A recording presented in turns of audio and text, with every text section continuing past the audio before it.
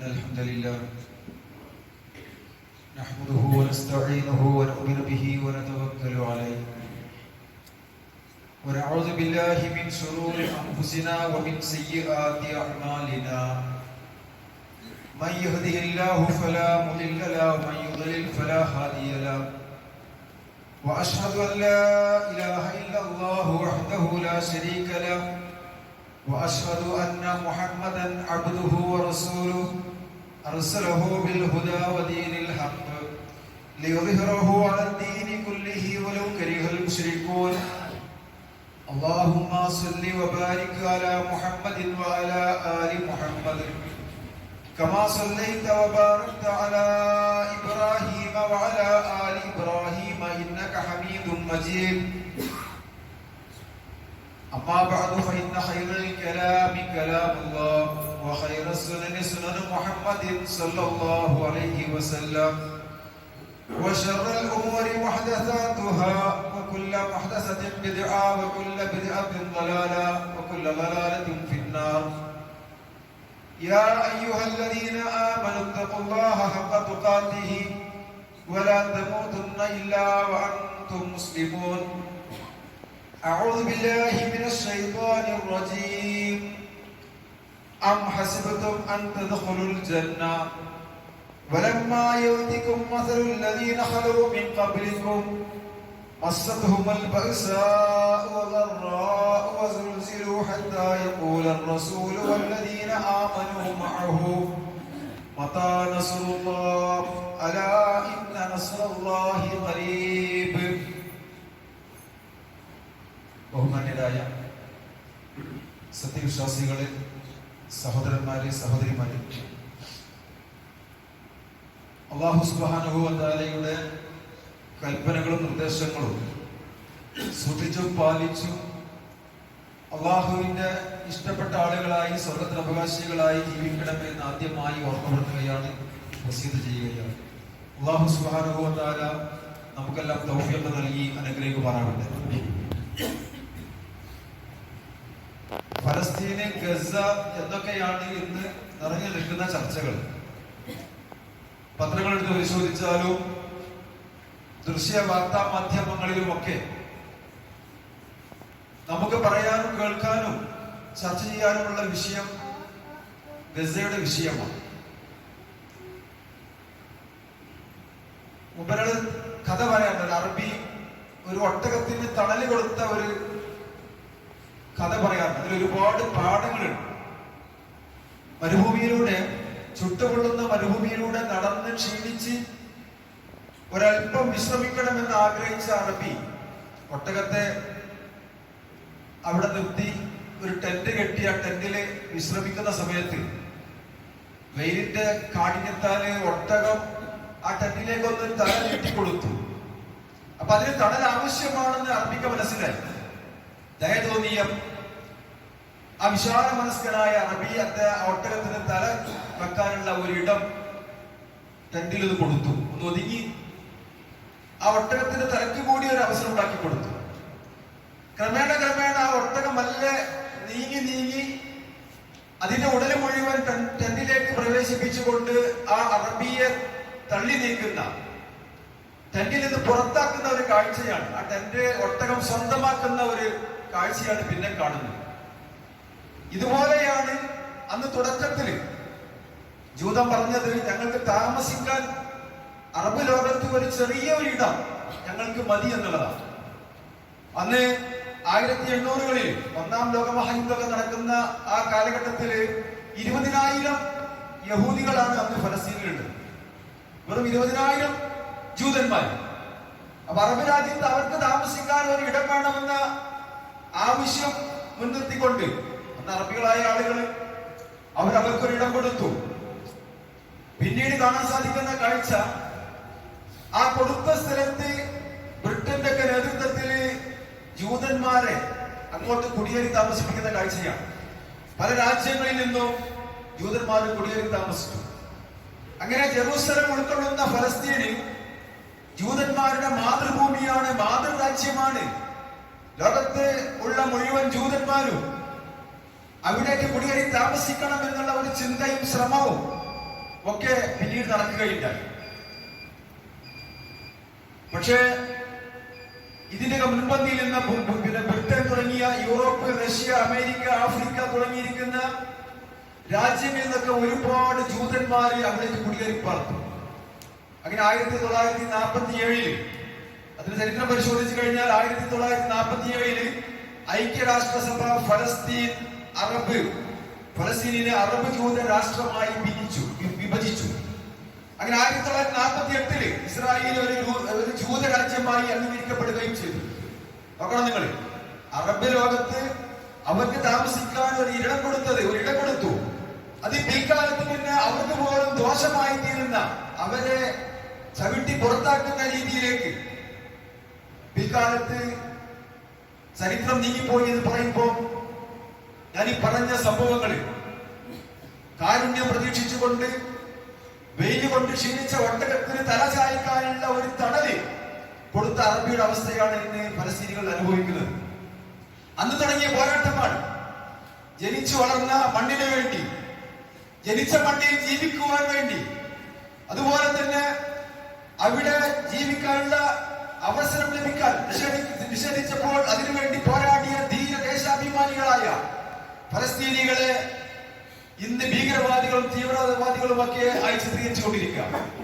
ഇസ്രായേലും അതുപോലെ സാമ്രാജ്യത്വ ശക്തികളും ഒക്കെ ആ ജീവന് വേണ്ടി പോരാടുന്ന ആ പോരാളികളെ ഭീകരവാദികളാണ്, തീവ്രവാദികളാണ് എന്നൊക്കെ പറഞ്ഞ് മുദ്രകുത്തിക്കൊണ്ട് അവർക്കെതിരെ യുദ്ധം പ്രഖ്യാപിച്ചിരിക്കുക. അവർക്കെതിരെ യുദ്ധം പ്രഖ്യാപിച്ചെന്ന് മാത്രമല്ല, അവരുടെ വീടുകൾ കൊള്ളയടിച്ചു, അവരുടെ സമ്പത്തും സാമ്രാജ്യങ്ങളും നശിപ്പിച്ചു, മാതാപിതാക്കളെയും കുട്ടികളെയും സ്ത്രീകളെപ്പോലും രോഗികളായ ആളുകളെപ്പോലും ഹോസ്പിറ്റലുകൾ പോലും ബോംബിട്ട് തകർത്തുകൊണ്ട് വംശഹത്യ നടത്തിക്കൊണ്ടിരിക്കുക. ഇനി മുസ്ലിങ്ങൾ ഇവിടെ വേണ്ട. അവർക്ക് അരിശം ഇസ്ലാമിനോടാണ്, മനുഷ്യനോടല്ല, ഇസ്ലാമിനോടാണ്, മുസ്ലിമീങ്ങളോടാണ്. അതുകൊണ്ട് മുസ്ലിമീങ്ങളെ വേണ്ട എന്ന രീതിയിൽ വംശഹത്യ നടത്തിക്കൊണ്ടിരിക്കുന്ന അതിദയനീയമായ ക്രൂരമായ കാഴ്ചയും നടപടികളുമാണ് നാം കണ്ടുകൊണ്ടിരിക്കുന്നത്. തുല്യതയില്ലാത്ത ഒരു മുസ്ലിമിനും ഒരു വിശ്വാസിക്കും ഒരു മനസ്സാക്ഷിയുള്ള ഒരു മനുഷ്യനും ഒരിക്കലും മറക്കാൻ സാധിക്കാത്ത രീതിയിലുള്ള വാർത്തകൾ നമ്മൾ കേട്ടുകൊണ്ടിരിക്കുകയാണ്. പിഞ്ചു പൈതങ്ങൾ ബോംബിനിരയായി അവര് മരണപ്പെടുമ്പോൾ അവരെ വാരിയെടുക്കുന്ന മാതാപിതാക്കളെ, പൊട്ടിക്കരയുന്ന മാതാപിതാക്കളെ. പക്ഷെ അവരുടെ സമാധാനം ഒരു പരലോകമുണ്ടല്ലോ എന്നുള്ളതാണ്. ഒരു തെറ്റും ചെയ്യാത്ത, എട്ടും പൊട്ടും തിരിയാത്ത ഈ പിഞ്ചു പൈതങ്ങളെ പോലും അതിക്രൂരമായി കൊന്നുകളയുന്ന, രോഗികളെയും ഹോസ്പിറ്റലിലുള്ള ആളുകളെയും ഒക്കെ നിഷ്ഠൂരമായി വധിച്ചു കളയുന്ന, ബോംബിട്ട് തകർത്ത് കളയുന്ന ഈ തുല്യതയില്ലാത്ത ക്രൂരതകൾ ചെയ്യുമ്പോൾ അവിടെയുള്ള ആളുകള് ഒരു ശ്വാസം അയക്കുന്നുണ്ട്. അത് മേലോട്ടുള്ള ശ്വാസമാണ്, അതൊരു പ്രാർത്ഥനയാണ്. അവരുടെ പ്രാർത്ഥന എന്താ? ഈ ലോകത്ത് നിന്ന് ഇതൊക്കെ ചെയ്യാൻ അവർക്ക് സാധിക്കുള്ളൂ. പക്ഷേ ഈ ലോകത്തെ ജീവിതം അവസാനിപ്പിച്ച് പരലോകത്ത് എത്തിപ്പെട്ടാൽ ഞങ്ങൾക്ക് ലഭിക്കാനിരിക്കുന്നത് തുല്യതകളില്ലാത്ത സ്വർഗീയ അനുഭൂതികളാണ്, സ്വർഗീയ ആനന്ദങ്ങളാണ്. അവിടെ വെടിയൊച്ചകളില്ല, പീഡനങ്ങളില്ല, മർദ്ദനങ്ങളില്ല, മറ്റൊന്നുമില്ല. ആ ഒരു ശുഹദാക്കളുടെ പദവിയിലേക്കാണ് ഞങ്ങളുടെ മക്കളും ഞങ്ങളുടെ കുടുംബങ്ങളും ഒക്കെ പോകുന്നത് എന്ന സമാധാനം അവർക്കുണ്ട്. നോക്കുന്നത് അത് വിശ്വാസത്തിന്റെ സമാധാനം. ഈമാൻ ഉണ്ടായാൽ, വിശ്വാസം ഉണ്ടായി കഴിഞ്ഞാൽ അവർക്കുള്ള സമാധാനം എന്താ? മരണത്തിന് ശേഷം സ്വർഗീയ അനുഭൂതികൾ. ഇത് വല്ലാത്ത ആനന്ദമാണ്. അതുകൊണ്ട് തന്നെ ഒരു മുസ്ലിമിനെ സംബന്ധിച്ചിടത്തോളം അയാളുടെ ദീനിനെ, ഈമാനിനെ മാറ്റിവെക്കാൻ ഒരു മനുഷ്യരെ കൊണ്ട് സാധ്യമില്ല, ഒരു ബോംബിനെ കൊണ്ട് സാധ്യമില്ല. ലോകത്തുള്ള മുഴുവൻ മനുഷ്യരെയും വധിച്ചു കളഞ്ഞാലും ഇസ്ലാമിനെ മാറ്റി നിർത്താൻ ഒരു മുസ്ലിമും ഒരുക്കമല്ല എന്നാണ് നമ്മൾ മനസ്സിലാക്കേണ്ടത്. ഇസ്ലാം അത്രത്തോളം നമ്മൾ സ്നേഹിക്കുന്നത്. ഇസ്ലാം നമ്മുടെ മതമാണ്, നാം നമ്മുടെ ജീവനേക്കാൾ സ്നേഹിക്കുന്ന മതമാണ്.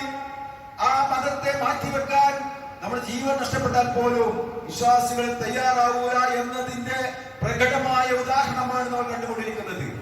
നെഞ്ചി വിരിച്ചു നിൽക്കുകയാണ്. മരണം ഉറപ്പാണ്.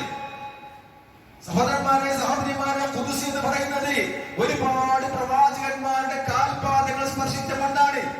ഒരുപാട് പ്രവാചകന്മാര് ജനിച്ചു വളർന്ന് പ്രബോധനം ചെയ്ത മണ്ണാണ്. മസ്ജിദുൽ അഖ്സയും ബൈത്തുൽ മുഖദ്ദസും ഒക്കെ അടങ്ങുന്ന ഈ ഖുദ്സ് നമ്മുടെയും പ്രാർത്ഥനകളിൽ വേണം. ഒരു വിശ്വാസിയായ ഒരു മനുഷ്യനെ സംബന്ധിച്ചിടത്തോളം അവിടെ നടക്കുന്ന ഇത്തരം കാര്യങ്ങളെ കാണാൻ, കണ്ടു നിൽക്കാനും അത് കേൾക്കാനും ഉൾക്കൊള്ളാനും ഒരിക്കലും സാധ്യമല്ല. അതുകൊണ്ട് തന്നെ ലോകത്തിന്റെ നാനാഭാഗത്ത് നിന്നുമുള്ള മുസ്ലിമീങ്ങളായ ആളുകൾ, മുഅ്മിനീങ്ങളായ ആളുകൾ അവർ നിരന്തരമായി അല്ലാഹുവിനോട് പ്രാർത്ഥിച്ചുകൊണ്ടിരിക്കുകയാണ്. നമ്മളും പ്രാർത്ഥിച്ചു. അൽഹംദുലില്ലാഹ്, പ്രാർത്ഥനകൾ അല്ലാഹു തആല സ്വീകരിക്കുന്നുണ്ട്. നമുക്ക് വലിയ ആശ്വാസമാണ്. ഇന്ന് സ്വതന്ത്ര ഫലസ്തീനിനെ അംഗീകരിക്കുന്ന ഒരുപാട് രാജ്യങ്ങൾ മുന്നോട്ട് വന്നിരിക്കുകയാണ്. എത്രത്തോളം എന്നല്ലേ, ജൂതരാഷ്ട്രം നിർമ്മിക്കാൻ വേണ്ടി പണിയെടുത്ത പിന്നില് സൂത്രം പണിത ബ്രിട്ടന് പോലും ഇന്ന് ഫലസ്തീൻ ഒരു സ്വതന്ത്ര രാജ്യമായി അംഗീകരിച്ചിരിക്കുകയാണ്. അതുപോലെ ഫ്രാൻസ്, കന്നഡ, ഓസ്ട്രേലിയ, സ്പെയിൻ തുടങ്ങിയിരിക്കുന്ന ഒട്ടനവധി രാജ്യങ്ങളിൽ ഫലസ്തീനിനെ അംഗീകരിക്കുന്ന കാഴ്ചകളെ നമ്മൾ കണ്ടുകൊണ്ടിരിക്കുക. അത് യുദ്ധത്തിന്റെ ഒരു അനന്തര ഗുണമാണെന്ന് നമ്മൾ മനസ്സിലാക്കണം. ഒരുപാട് നഷ്ടങ്ങളും കഷ്ടതകളും ഒരുപാട് പ്രയാസങ്ങളും ഉണ്ടായിട്ടുണ്ട്. പക്ഷേ ആ പ്രയാസങ്ങൾക്കിടയിലും ഇതുവരെ ഫലസ്തീനിനെ അംഗീകരിക്കാത്ത ആളുകളെ ഫലസ്തീൻ ഒരു സ്വതന്ത്ര രാഷ്ട്രമാകണം, ആ ഫലസ്തീനികൾ അംഗീകരിച്ചിരിക്കുന്നു എന്ന് പറഞ്ഞു. മാത്രമല്ല UN സെക്രട്ടറി ജനറൽ പോലും പ്രഖ്യാപിച്ചത് ഇസ്രായേൽ എതിർത്താലും, ഇസ്രായേൽ ജൂതരാഷ്ട്രമായ ഇസ്രായേൽ എതിർത്താലും ഫലസ്തീൻ രാജ്യം സാക്ഷാത്കരിക്കപ്പെടുമെന്ന് പറയുന്നത് UN സെക്രട്ടറി ജനറൽ. അത്രത്തോളം കാര്യങ്ങള് നീങ്ങിക്കഴിഞ്ഞു. സഹോദരന്മാരെ, സഹോദരിമാരെ, നമ്മളും ആ ഫലസ്തീനിന് വേണ്ടി പ്രാർത്ഥിക്കേണ്ടതുണ്ട്. നമ്മുടെ പ്രാർത്ഥനകളിൽ അതിനെയും ആ പ്രാർത്ഥനകളിൽ ഫലസ്തീനെ നമ്മൾ ഉൾപ്പെടുത്തേണ്ടതുണ്ട്.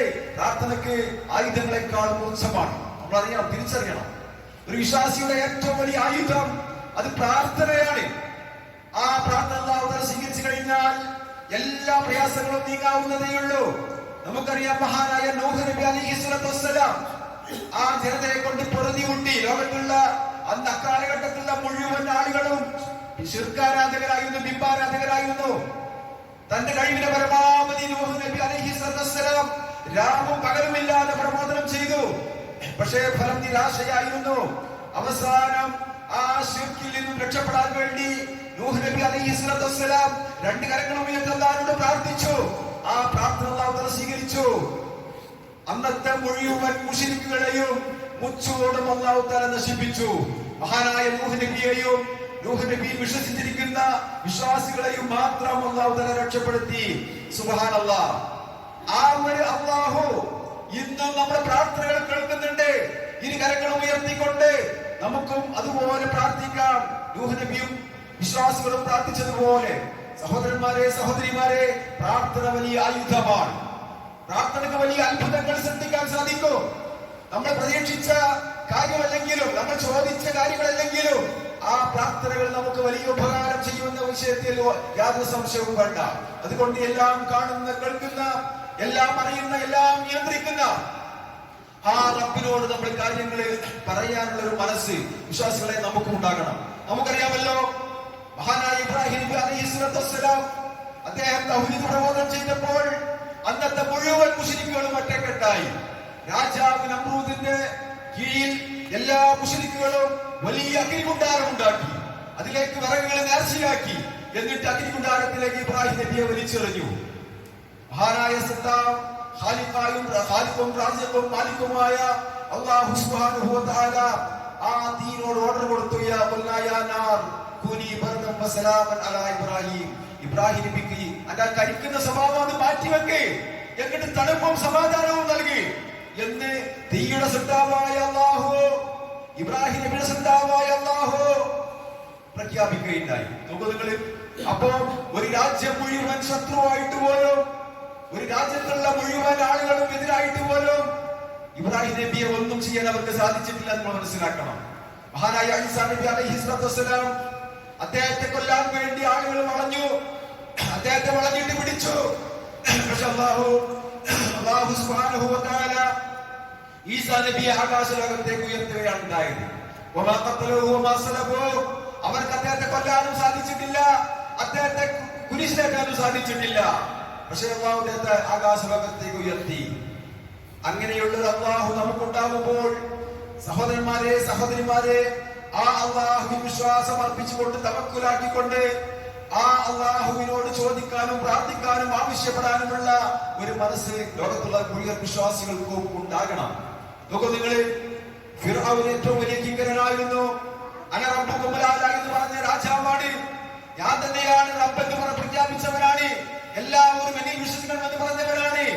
പക്ഷേ ആ ഫിർഔനിന്റെ ക്രൂരതകൾ, സമാനതകളില്ലാത്ത ക്രൂരതകൾ വന്നു. ആ സമയത്ത് ഫിർഔനിനെ കടലിൽ മുക്കിക്കൊല്ലുകയും മഹാനായ മൂസാ നബിയെയും മൂസാ നബിയുടെ അനുയായികളെയും രക്ഷപ്പെടുത്തുകയും ചെയ്ത സംഭവം വിശുദ്ധ ഖുർആൻ വിശദീകരിക്കുന്നുണ്ട്. ഇതൊന്നും കെട്ടുകഥകളല്ലല്ലോ, ഐതിഹ്യങ്ങളല്ലല്ലോ. അതുകൊണ്ട് തന്നെ ഇത്തരം കഥകള്, ഇത്തരം ചരിത്രങ്ങള് എല്ലാം നമുക്ക് പാഠമാവേണ്ടതുണ്ട്. ലൂത്ത് നബി അലൈഹിസ്സലാത്തു വസ്സലാമിന്റെ സമൂഹത്തെ കീഴ്മേൽ അടിമുടി നശിപ്പിച്ച ചരിത്രം വിശുദ്ധ ഖുർആൻ പഠിപ്പിക്കുന്നുണ്ട്. എന്താ കാരണം? തോന്നിവാസങ്ങളും തമ്മാടിത്തരങ്ങളും കുമിഞ്ഞുകൂടി അതിന്റെ ധിക്കാരികളായ ആളുകളായി മാറിയപ്പോ അള്ളാഹുവിന്റെ നടപടിക്രമങ്ങൾ വന്നു. ഭൂമി തകിടം മറഞ്ഞു. അതിന്റെ അന്തർഭാഗം ഉള്ളിൽ പുറത്തേക്കും പുറഭാഗം അകത്തേക്കുമായി തകിടം മറിഞ്ഞു. അള്ളാഹു അത്ഭുതങ്ങൾ പ്രകടിപ്പിച്ചു. ആ സമൂഹത്തെ അള്ളാഹു നശിപ്പിച്ചു കളഞ്ഞു. പരിശുദ്ധ കഅബാലയം ആക്രമിക്കാൻ വേണ്ടി അബ്രഹത്തിന്റെ സൈന്യങ്ങൾ വന്നു. ആനപ്പടയോട്ടം ഉണ്ടായി, ആനപ്പട്ടാളം വന്നു. പക്ഷേ കഅബാലയത്തെ ഒന്നും ചെയ്യാൻ അവർക്ക് സാധിച്ചിട്ടില്ല. അബാബിൽ എന്ന ചെറിയൊരു പക്ഷിയെ കൊണ്ട് അല്ലാഹു സുബ്ഹാനഹു വ തആല അബ്രഹത്തിന്റെ ആനപ്പട്ടാളത്തെ തുരത്തി കളയുന്നതാണ് നമുക്ക് കാണാൻ സാധിക്കുന്നത്. അല്ലാഹു സുബ്ഹാനഹു വ തആല ഉദ്ദേശിച്ചു കഴിഞ്ഞാൽ അവന്റെ സഹായങ്ങൾ നമുക്ക് വരുമെന്നുള്ളത് ഉറപ്പാണ്, യാതൊരു സംശയവും വേണ്ട. ബദർ യുദ്ധം നമുക്കറിയാമല്ലോ. 313 ആളുകൾ മാത്രമാണ് വിശ്വാസികള്. പ്രവാചകനും സഹാബത്തിനും വലിയ ഭയമുണ്ട്, പേടിയുണ്ട്. കാരണം തങ്ങളെക്കാൾ എത്രയോ ഇരട്ടിയാണ് ശത്രു സൈന്യം. അവർക്ക് എല്ലാവിധ ആയുധങ്ങളും ഉണ്ട്, എല്ലാവിധ സജ്ജീകരണങ്ങളും ഉണ്ട്. ഒട്ടിയ വയറുമായി റമദാനിൽ നോമ്പെടുത്തുകൊണ്ടാണ് പ്രവാചകനും സഹാബത്തും ബദറിൽ ഏറ്റുമുട്ടുന്നത്. അള്ളാഹുവിനെ പ്രാർത്ഥിച്ചു, അല്ലാഹുവേ, ഈ പാവപ്പെട്ട, ഈ നിഷ്കളങ്കരായ, ഈ തൗഹീദിന്റെ ആളുകളെ നീ നശിപ്പിച്ചു കഴിഞ്ഞാൽ ഭൂലോകത്ത് പിന്നെ നിന്നെ മാത്രം ആരാധിക്കാൻ ആയില്ല കേട്ടോ. അതുകൊണ്ട് ഞങ്ങൾ നീ സഹായിക്കണേ, നിന്റെ സഹായം ഞങ്ങൾക്ക് നീ നൽകണേ. അള്ളാഹ് പ്രാർത്ഥനകൾ സ്വീകരിച്ചു. 1000-ഓളം വരുന്ന മലക്കുകളെ തുടരെ ഇറക്കിക്കൊണ്ട് ബദറിൽ മുസ്ലിമീങ്ങൾക്ക് അല്ലാഹു തആല വിജയം കൊടുത്തു. സുബ്ഹാനല്ലാഹ്, അതാണ് അല്ലാഹുവിന്റെ സഹായം എന്ന് പറയുന്നത്. മക്കയിൽ നിന്ന് പ്രവാചകരെ എറിഞ്ഞാട്ടി വിശ്വാസികളെയും ആട്ടി ഓടിച്ചു. അങ്ങനെ ഗത്യന്തരമില്ലാതെ മക്കയിൽ നിന്ന് മദീനയിലേക്ക് പുറപ്പെട്ട പ്രവാചകരും അനുയായികളും വർഷങ്ങൾ കഴിഞ്ഞപ്പോ വിജയശ്രീലാളിതരായിക്കൊണ്ട് പരിശുദ്ധ മക്കയിലേക്ക്, മക്കാ ഫത്ഹ് ദിവസം പരിശുദ്ധ മക്കയിലേക്ക് അവരൊന്നായിട്ട് സന്തോഷത്തോടെ തക്ബീറുകൾ മുഴക്കി പ്രവാചകനെ അല്ലാഹു തിരിച്ചു കൊണ്ടുവന്നു. സുബ്ഹാനല്ലാഹ്. ജാഅൽ ഹഖ് വസഹഖൽ ബാതിലു ഇന്നൽ ബാതില കാന സഹൂഖാ. സത്യം വന്നു, അസത്യം പരാജയപ്പെട്ടു. അസത്യം പരാജയപ്പെടുക തന്നെ ചെയ്യും. നോക്കൂ നിങ്ങൾ, എല്ലാ കാലത്തും അസത്യത്തിന് പിടിച്ചു നിൽക്കാൻ സാധ്യമല്ല. സത്യം വിജയിക്കും. അതുകൊണ്ട് ആ ഒരു സത്യം ഉൾക്കൊള്ളാനുള്ള, ആ സത്യത്തെ സ്വീകരിക്കാനുള്ള ഒരു ആർജവമാണ് വിശ്വാസികളായി നമ്മൾ കാണിക്കേണ്ടത്. ഞാൻ നിങ്ങളെ ഓതിക്കേൽപ്പിച്ച വിശുദ്ധ ഖുർആനിലെ സൂറത്തുൽ ബഖറയിലെ 214-ാമത്തെ വചനമാണ്. നമ്മൾ ഓരോരുത്തരും മനസ്സിരുത്തി അർത്ഥം മനസ്സിലാക്കേണ്ട, ആശയം ഉൾക്കൊള്ളേണ്ട ഒരു ആയത്താണ്. അല്ലാഹു ചോദിക്കുന്നു, അം ഹസിബതും അൻ തദ്ഖുലുൽ ജന്ന. ഓ വിശ്വാസികളെ, നിങ്ങൾക്ക് സ്വർഗ്ഗത്തിലേക്ക് കടക്കാമെന്ന് നിങ്ങൾ വിചാരിക്കുന്നുണ്ടോ, വ്യാമോഹിക്കുന്നുണ്ടോ? വലമ്മാ യഅതികും മസലുല്ലദീന ഖലൂ മിൻ ഖബലികും. നിങ്ങളുടെ പൂർവികന്മാരായ ആളുകളെ അവർ സഹിച്ച ത്യാഗങ്ങളും വിഷമങ്ങളും പ്രയാസങ്ങളും ഒന്നും സഹിക്കാതെ അവരോടൊപ്പം സ്വർഗ്ഗത്തിലേക്ക് പ്രവേശിക്കാമെന്ന് നിങ്ങൾ വ്യാമോഹിക്കുന്നുണ്ടോ?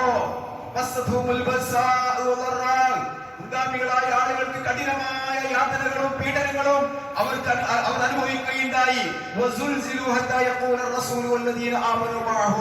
അങ്ങനെ പീഡനങ്ങളും മർദ്ദനങ്ങളും സഹിക്കവയ്യാതെ അവരെ കിടുകിടാ അല്ലാഹു തആല വിറപ്പിച്ചു.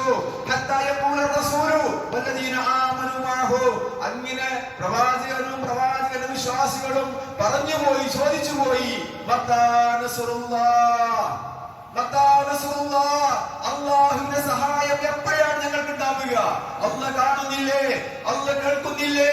എന്താ അല്ലാഹ് സഹായിക്കാത്തത്? എന്താ അല്ലാഹ് ഉത്തരം നൽകാത്തത് എന്ന് പ്രവാചകരും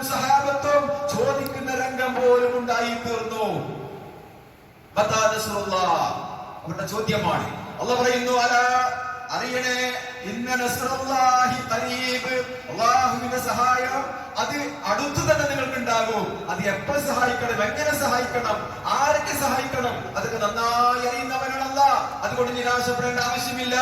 അലാ ഇന്ന നസ്റുല്ലാഹി ഖരീബ്, സഹായിക്കേണ്ട സമയത്ത് സഹായിക്കേണ്ട ആളുകളെ സഹായിക്കേണ്ട സന്ദർഭത്തിൽ ഞാൻ സഹായിക്കുക തന്നെ ചെയ്യും. അപ്പോ പീഡനങ്ങളും പ്രയാസങ്ങളും ഒക്കെ ഉണ്ട്, അതെല്ലാം അന്ത കാണുന്നുണ്ട്. ആര് ക്ഷമിക്കുന്നുണ്ട്, ആര് നിലപാടിൽ ഉറച്ചു നിൽക്കുന്നുണ്ട്, ഓരോരുത്തരുടെയും സ്റ്റാറ്റസും നിലപാടും എന്താണെന്ന് കൃത്യമായി അല്ലാഹു തആല പരീക്ഷിക്കുകയാണ്. മുൻഗാമികളെ പരീക്ഷിച്ചു, പൂർവികന്മാരായ ആളുകളെ പരീക്ഷിച്ചു, മുഴുവൻ വിശ്വാസികളെയും പരീക്ഷിച്ചു. നമ്മൾ മുസ്ലിമീങ്ങളാണോ? നമുക്കും പരീക്ഷകൾ വന്നുകൊണ്ടിരിക്കും. അല്ലാഹു വീണ്ടും ചോദിക്കുന്നു, അം ഹസിബതും അൻ തദ്ഖുലുൽ ജന്ന, അല്ല സഹോദരന്മാരെ, സ്വർഗ്ഗത്തിലേക്ക് പാഞ്ഞു കയറാമെന്ന് നിങ്ങൾ വിചാരിക്കുന്നുണ്ടോ? വലമ്മായ അലമില്ലാഹു അല്ലദീന ജാഹദൂ മിൻകും, നിങ്ങളുടെ കൂട്ടത്തിൽ ആരൊക്കെയാണ് മുജാഹിദുകൾ, ആരൊക്കെയാണ് ത്യാഗം സഹിക്കാൻ തയ്യാറുള്ളവർ, ദീനിന് വേണ്ടി പാടുപെടുന്ന, കഷ്ടപ്പെടുന്ന, പ്രയാസപ്പെട്ട് ദീനിൽ ഉറച്ചു നിൽക്കുന്ന ആളുകള്, അവർ ആരൊക്കെയാണെന്ന് അറിയുന്നത് വരെ നിങ്ങളുടെ കൂട്ടത്തില് ക്ഷമിക്കുവാനും സ്വബർ കാണിക്കുവാനും ദീനിൽ ഉറച്ചു നിൽക്കുവാനും ആരൊക്കെ തയ്യാറുണ്ട് എന്ന് അല്ലാഹു തആല കൃത്യമായി പരീക്ഷിച്ചറിയാതെ സ്വർഗ്ഗത്തിലേക്ക് പ്രവേശിക്കാമെന്ന് നിങ്ങൾ ആരും വിചാരിക്കേണ്ടതില്ല. നിങ്ങൾ അല്ലാഹു വീണ്ടും പറയുന്നു, അം ഹസിബതും അൻ തുത്റകൂ, ഓ സഹോദരന്മാരെ, നിങ്ങൾ വിചാരിക്കുന്നുണ്ടോ നിങ്ങൾ വെറുതെ വിടുമെന്ന്? വലമ്മായ അലമില്ലാഹു അല്ലദീന ജാഹദൂ മിൻകും, നിങ്ങളുടെ കൂട്ടത്തിൽ ദീനിന് വേണ്ടി, ആദർശത്തിന് വേണ്ടി, ഇസ്ലാമിന് വേണ്ടി, സ്വർഗ്ഗത്തിന് വേണ്ടി ആരാണ് പണിയെടുക്കുന്നത് എന്ന് മനസ്സിലാക്കുന്നത് വരെ വലം യത്തഖിദ് മിൻ ദൂനില്ലാഹി വലാ റസൂലിഹി വലൽ മുഅ്മിനീന വലീജത്തൻ, അതേ അല്ലാഹുവിനെ കൂടാതെ, അവന്റെ പ്രവാചകനെ കൂടാതെ, സത്യവിശ്വാസികളെ കൂടാതെ വലീജത്തൻ, നിങ്ങൾ രഹസ്യ കൂട്ടുകെട്ടുണ്ടാക്കുന്നുണ്ടോ? വിശ്വാസികളെ കൂടാതെ അള്ളി റസൂലും ഇസ്ലാമും ഒക്കെ മാറ്റി വെച്ചിട്ട് നിങ്ങൾ വല്ല ജൂതന്മാരുമായി, ക്രൈസ്തവരുമായി, അമുസ്ലിമീങ്ങളുമായി, മുശ്രിക്കുകളുമായി, കാഫിറുകളുമായിട്ടൊക്കെ നിങ്ങൾ വല്ല രഹസ്യ കൂട്ടുകെട്ടും രഹസ്യ ബന്ധങ്ങളും നിങ്ങൾ ഉണ്ടാക്കുന്നുണ്ടോ എന്ന് അല്ലാഹു കൃത്യമായി നിങ്ങളെ പരീക്ഷിക്കാതെ നിങ്ങൾ ആരെയും വെറുതെ വിടില്ല. ഒരാളെയും അല്ല വെറുതെ വിടൂല. ഇസ്ലാമിന്റെ ശത്രുക്കളെ കൂട്ടിപ്പിടിച്ച്, ഇസ്ലാമിന്റെ ശത്രുക്കൾക്ക് ഒത്താശ മാടിക്കൊടുത്ത്, ശത്രുക്കളെ സഹായിക്കുന്ന രീതിയിൽ നീക്കങ്ങൾ നടത്തി നിങ്ങളിൽ ആരൊക്കെ നീങ്ങുന്നുണ്ട് എന്ന് കൃത്യമായി ഓരോ മനുഷ്യരെയും, ഓരോ രാജ്യത്തെയും, രാജാക്കന്മാരെയും, ഭരണാധികാരികളെയും ഒക്കെ അല്ലാഹു തആല പരീക്ഷിച്ചുകൊണ്ടിരിക്കും. വല്ലാഹു ഖബീറും ബിമാ തഅമലൂൻ, നിങ്ങൾ പ്രവർത്തിക്കുന്ന കാര്യത്തെ പറ്റി അല്ലാഹു സൂക്ഷ്മമായി അറിയുന്നവനാണ്. നമുക്ക് ബാധ്യതകളുണ്ട്. ഗസയ്ക്ക് വേണ്ടി നമുക്ക് എന്ത് ചെയ്യാൻ സാധിക്കും? ഫലസ്തീനിന് വേണ്ടി നമുക്ക് എന്ത് ചെയ്യാൻ സാധിക്കും? ഒന്നുമില്ലെങ്കിൽ അല്ലാഹുവിനോട് കരഞ്ഞ് പ്രാർത്ഥിക്കാനെങ്കിലും നമുക്ക് സാധ്യമല്ലെങ്കിൽ നമ്മൾ വിശ്വാസികളാണെന്ന് പറയുന്നതിൽ ഒരർത്ഥവുമില്ല. ഇപ്പോഴും ഗസയുടെ വിഷയം അറിയാത്ത ആളുകളുണ്ട്, എന്താണ് ഫലസ്തീൻ അറിയാത്ത ആളുകളുണ്ട്, എന്താ ഖുദ്സിന്റെ മഹാത്മ്യം എന്നറിയാത്ത ആളുകളുണ്ട്. സ്വന്തം കാര്യം നോക്കി നടക്കുന്നത് ഒരു മുസ്ലിമിന് യോജിച്ച കാര്യമല്ല. ഒരു മുസ്ലിമിനെ സംബന്ധിച്ചിടത്തോളം മസ്ജിദുൽ അഖ്സക്ക് വലിയ പ്രാധാന്യമാണ്. മസ്ജിദുൽ ഹറം കഴിഞ്ഞാൽ, മദീന മുനവ്വറ കഴിഞ്ഞാൽ ഇസ്ലാമിക ലോകത്തെ ഏറ്റവും പവിത്രമായ മൂന്നാമത്തെ പള്ളി മസ്ജിദുൽ അഖ്സയാണ്. നമ്മൾ സാധാരണ നമ്മുടെ പള്ളിയിൽ നമസ്കരിക്കുന്നതിനേക്കാൾ 500-ൽ പരം പ്രതിഫലം ലഭിക്കുന്ന, ഒരുപാട് പ്രവാചകന്മാരുടെ കാൽപ്പാടുകൾ സ്പർശിച്ച, അവർ ജനിച്ചു വളർന്ന് പ്രബോധനം ചെയ്ത ഒരു മഹത്തായ ഭൂമിയാണ് ഖുദ്സ്.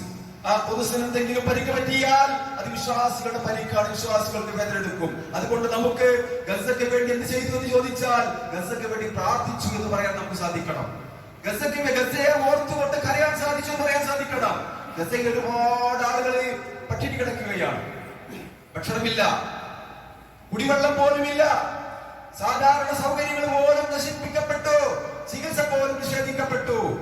നിങ്ങൾ നിഷ്കളങ്കരായ ആളുകളെ മുസ്ലിമായതിന്റെ പേരിൽ ഇസ്ലാമിനോടുള്ള വെറുപ്പ് പ്രകടിപ്പിച്ചുകൊണ്ട് കൊന്നൊടുക്കുകയാണ്, വംശാത്തിനെടുത്തുകൊണ്ടിരിക്കുകയാണ്. പ്രതികരിക്കാൻ ആളുകളില്ല, പ്രതികരിക്കാൻ സാധിക്കുന്ന ആളുകൾ പോലും മൗനം പാലിച്ചുകൊണ്ടിരിക്കുകയാണ്. ഇത് അല്ലാഹുവിന്റെ വലിയ പരീക്ഷണമാണ്. അതുകൊണ്ട് പ്രാർത്ഥനകൾക്ക് വലിയ അത്ഭുതം ശ്രദ്ധിക്കാൻ സാധിക്കും. നമ്മുടെ വിശ്വാസികളാണോ? നമ്മുടെ പ്രാർത്ഥനകൾ അല്ലാഹു ആഗ്രഹിക്കുന്നുണ്ട്. നമ്മുടെ പ്രാർത്ഥനകൾ അല്ലാഹു തട്ടിക്കളയില്ല. അതുകൊണ്ട് സ്വന്തത്തിന് വേണ്ടി പ്രാർത്ഥിക്കുന്നത് പോലെ, സ്വന്തം കാര്യം നോക്കാൻ പറ്റില്ല, സ്വന്തത്തിന് വേണ്ടി പ്രാർത്ഥിക്കുന്നത് പോലെ ഇത് നമ്മുടെ പ്രയാസമാണ്. നമ്മള് ഗൗരവത്തോടു കൂടി കാണണം. സഹോദരന്മാരെ, സുഹൃത്തുക്കളെ, നാം ജീവിക്കുന്ന ഇന്ത്യ രാജ്യം നമുക്ക് സുഖമായി ജീവിക്കാൻ പറ്റിയ സന്ദർഭമാണിപ്പോൾ. ഇതെന്നാ മാറുമെന്ന് പറഞ്ഞുകൂടാ. ഇന്ത്യ, ഭാരതം എന്ന് പറയുന്നത് അത് ഒരു കൂട്ടരുടെ മാത്രം നാടാണ് എന്ന് ഒരാൾ വാദിച്ചു കഴിഞ്ഞാൽ, ഒരു കൂട്ടം ആളുകൾ വാദിച്ചു കഴിഞ്ഞാൽ, അതല്ലെങ്കിൽ ഏതെങ്കിലും ഒരു വിഭാഗത്തിന്റെ രാജ്യമാക്കി മാറ്റാൻ വേണ്ടി ആരെങ്കിലും പരിശ്രമിച്ചു കഴിഞ്ഞാൽ മറ്റുള്ളവരൊക്കെ നീങ്ങിപ്പോകണം. അപ്പൊ ഈ നടക്കുന്ന, നമ്മൾ ഈ വായിക്കുകയും കേൾക്കുകയും ചെയ്യുന്ന അതേ അനുഭവം ഇവിടെ നമുക്ക് വരും. ഇവിടെ മുസ്ലിങ്ങൾക്ക് ജീവിക്കാൻ പറ്റുമെന്ന് പറഞ്ഞാൽ നമ്മൾ പാരായണം ചെയ്യണം. എവിടേക്ക് പോകും? തെളിഞ്ഞ ആകാശം നോക്കിക്കൊണ്ട് ഗസയിൽ നിന്ന് പുറപ്പെടുന്ന എത്രയോ പാവപ്പെട്ട ആളുകളെ, രോഗികളെ, കുട്ടികളെ, വൃദ്ധന്മാരെ, യതീമുകളെ, അവിടെ അതേ അവസ്ഥ നമുക്ക് വരും. അള്ളാഹു കാത്തുരക്ഷിക്കുമാറാവട്ടെ. ഇതൊന്നും നിഷേധിക്കാൻ സാധ്യമല്ല. ഇതൊക്കെ കാണുന്നവരും കേൾക്കുന്നവരുമാണ്. അള്ളാഹുവിനെ പരീക്ഷിച്ചുകൊണ്ടിരിക്കുകയാണ്.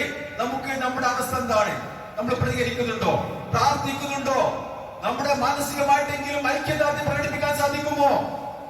ഞാനും എന്റെ കെട്ടിയൊന്നും ഒരു തട്ടാനും എന്നുള്ള പണ്ടത്തെ സ്ത്രീകളുടെ നിലപാടല്ല മുസ്ലിമുകൾ ഒറ്റക്കെട്ട. മുസ്ലിമിന്റെ പ്രശ്നം എല്ലാ മുസ്ലിങ്ങളുടെയും പ്രശ്നമായിരിക്കണം. അതുകൊണ്ട് ആത്മാർത്ഥമായി നമ്മുടെ മനസ്സുകളിൽ ഉണ്ടാകേണ്ട കാര്യം, പീഡനം അനുഭവിക്കുന്ന സകല മുസ്ലിമീങ്ങൾക്ക് വേണ്ടി പ്രാർത്ഥിക്കുക, സമാധാനത്തിന് വേണ്ടി പ്രാർത്ഥിക്കുക എന്നുള്ളതാണ്. അങ്ങനെ പ്രാർത്ഥിച്ചുകൊണ്ട് അള്ളാഹു നമുക്ക് നൽകിയിരിക്കുന്ന സൗകര്യങ്ങളും സുഖങ്ങളും അതിനൊക്കെ ശുക്ർ കാണിച്ചുകൊണ്ട്, ദിക്ർ ചൊല്ലിക്കൊണ്ട്, യഥാർത്ഥ മുസ്ലിമാണെന്ന് പ്രഖ്യാപിച്ചുകൊണ്ട്, ആ സുഖാവായ റബ്ബി ഒരാളെയും പങ്കുചേർക്കില്ല എന്ന ഉറച്ച പ്രഖ്യാപനം നടത്തിക്കൊണ്ട് ജീവിക്കേണ്ട സന്ദർഭമാണ്. അല്ലാഹു സുബ്ഹാനഹു വ തആല സത്യത്തെ സത്യമായി നോക്കിക്കാണുവാനും കേൾക്കുവാനും അത് ഉൾക്കൊള്ളുവാനും അത് പ്രഖ്യാപിക്കുവാനും ഒക്കെ നമുക്കെല്ലാം തൗഫീഖ് നൽകി അനുഗ്രഹിക്കുമാറാവട്ടെ.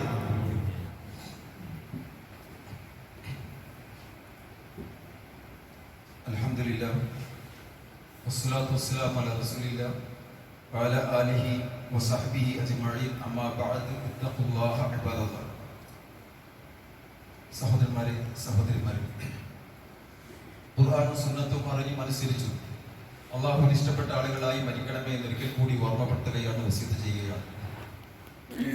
ഒരു മുസ്ലിമിനെ സംബന്ധിച്ചിടത്തോളം ഈ ഭൂമിയിലല്ല അവന്റെ ജീവിതം. ഒരുപാട് ജീവിതങ്ങളുണ്ട്. ഉമ്മാന്റെ ഗർഭാശയത്തിൽ ഒരു 10 മാസത്തോളം ജീവിച്ചിട്ടുണ്ട്. അത് കഴിഞ്ഞ് രണ്ടാമത്തെ ജീവിതമാണ് നമ്മൾ ദുനിയാവിൽ ജീവിക്കുന്നത്. ഇതിന്റെ കാലം എത്രയാണെന്ന് നമുക്കറിഞ്ഞുകൂടാ. പക്ഷെ അള്ളാഹുവിന്റെ കൃത്യമായ കണക്കുണ്ട്. ഗർഭാശയത്തിൽ നമ്മൾ എത്ര മാസം ജീവിച്ചു എന്ന കൃത്യമായ കണക്കല്ലാണ്ട് അള്ളാഹു രേഖപ്പെടുത്തിയിട്ടുണ്ട്. അതേപോലെ ഭൂമിയിൽ എത്ര വർഷം നമ്മൾ ജീവിക്കും, എത്ര ദിവസം നമ്മൾ ജീവിക്കും, അള്ളാഹു കൃത്യമായി രേഖപ്പെടുത്തിയിട്ടുണ്ട്. പക്ഷെ നമുക്ക് അറിഞ്ഞുകൂടാ. പക്ഷെ ഈ ജീവിതം അവസാനിപ്പിച്ചാൽ വീണ്ടും ജീവിതമുണ്ട് ബർസഖിയായ ലോകത്ത്. എത്ര കാലം നമുക്ക് അറിഞ്ഞുകൂടാ. അതിനുശേഷമാണ് വീണ്ടും മഹ്ശറയില് സ്വർഗക്കാര് സ്വർഗത്തിലും നരകക്കാര് നരകത്തിലുമായി അറ്റമില്ലാതെ അനന്തമായി നീണ്ടുകിടക്കുന്ന ഒരു പരലോക ജീവിതം. ആ ജീവിതത്തിൽ സ്വർഗം ലഭിക്കണം. അതിനുവേണ്ടി പണിയെടുക്കേണ്ട ആളുകളാണ് വിശ്വാസികള്. അത് തിരിച്ചറിഞ്ഞ ആളുകളാണ് മുസ്ലിമീങ്ങള്. അതുകൊണ്ട് ഈ ഭൂമിയിൽ എന്ത് പ്രയാസം ഉണ്ടായാലും, എന്ത് വിഷമുണ്ടായാലും മുസ്ലിമീങ്ങളെ സംബന്ധിച്ചിടത്തോളം അതൊരു പ്രയാസമോ വിഷമമോ അല്ല. എത്രത്തോളം പ്രയാസങ്ങൾ സഹിക്കുന്നുണ്ടോ അത്രത്തോളം സ്വർഗത്തിൽ അയാളുടെ പദവികൾ കൂടിക്കൊണ്ടിരിക്കുക. സുബ്ഹാനല്ലാഹ്. എത്രത്തോളം ബുദ്ധിമുട്ടുകൾ സഹിക്കുന്നുണ്ടോ അത്രത്തോളം അയാളുടെ പാപങ്ങൾ പൊറുക്കപ്പെടുകയാണ്. ഈ ഒരു വിശ്വാസമാണ് ഒരു മുസ്ലിമിന് സമാധാനമേകുന്നത്. അതുകൊണ്ട് ഒരു മുസ്ലിമിനെ ഒരിക്കലും ഇസ്ലാമിൽ നിന്ന് തെറ്റിച്ചു കളയാൻ ഈമാനുള്ള ഒരു മുസ്ലിമിനെയും സാധ്യമല്ല എന്ന് മനസ്സിലാക്കുക. നമ്മുടെ ജീവിത ലക്ഷ്യം പരലോക സ്വർഗമാണ്, അള്ളാഹുവിന്റെ പ്രീതിയാണ്. അതുകൊണ്ട് തന്നെ ഗസയിലൊക്കെ മരിച്ചു വീഴുന്ന പിഞ്ചുകുട്ടികളെ മാറോട് ചേർത്തുകൊണ്ട് മാതാപിതാക്കൾ ഉമ്മ വെക്കുന്നു. സ്വർഗത്തിലേക്കാണ് മക്കൾ പോകുന്നത്. മാതാപിതാക്കൾ മരിച്ചു ചെല്ലുമ്പോ അവരെ കൈ പിടിച്ച് സ്വീകരിക്കാൻ ഈ മക്കൾ പരലോകത്തുണ്ടാകും, സ്വർഗ കവാടത്തിലുണ്ടാകും എന്ന സന്തോഷ വാർത്ത, എന്ന സന്തോഷം അവർക്കുണ്ട്. അതുകൊണ്ട് അവർക്ക് മരണത്തെ ഭയമില്ല, മരണത്തെ പേടിയില്ല, ദുനിയാവിനോട് ഒരാർത്തിയുമില്ല. ദുനിയാവിനെ മോഹിച്ചവരെല്ലാവരും, കാരണം അവർ മരണത്തെ മുഖാമുഖം കാണുന്ന ആളുകളാണ്. എപ്പോ മരിച്ചാലും മുസ്ലിമായി മരിക്കണം, മുഅ്മിനായി മരിക്കണം, സ്വർഗത്തിന് അവകാശിയായി മരിക്കണം എന്ന ഒരൊറ്റ ചിന്തയുള്ളൂ. ഇതാണ് നമുക്കും ഉണ്ടാവേണ്ടത്. നമ്മൾ ഉണ്ടാക്കിയെടുക്കേണ്ടത് ഈ ചിന്തയാണ്. പരലോക ജീവിതത്തിൽ സ്വർഗം ലഭിക്കണം. അത് ദുനിയാവിലെ ഈ ജീവിതത്തിൽ നമ്മൾ പണിയെടുക്കണം. വിശ്വാസം ശരിപ്പെടുത്തണം, തൗഹീദിൽ ഉറച്ചു നിൽക്കണം, ശിർക്കിൽ നിന്നും കുഫ്രിൽ നിന്നും അതുപോലെ ബിദ്അത്തിൽ നിന്നും നിഫാഖിൽ നിന്നും ഒക്കെ പരിപൂർണമായി നമ്മൾ മോചിതരാകണം. കരകളഞ്ഞ തൗഹീദിന്റെ ആളുകളുടെ അമലുകൾ അല്ലാഹു സ്വീകരിക്കുള്ളൂ. അങ്ങനെ വിശ്വാസ രംഗത്ത് നമ്മൾ ശുദ്ധീകരണം വരുത്തുക.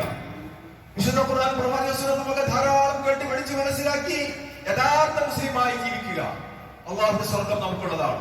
അള്ളാഹു സുബ്ഹാനഹു വ തആല നമ്മെല്ലാവരെയും അനുഗ്രഹിക്കുമാറാവട്ടെ.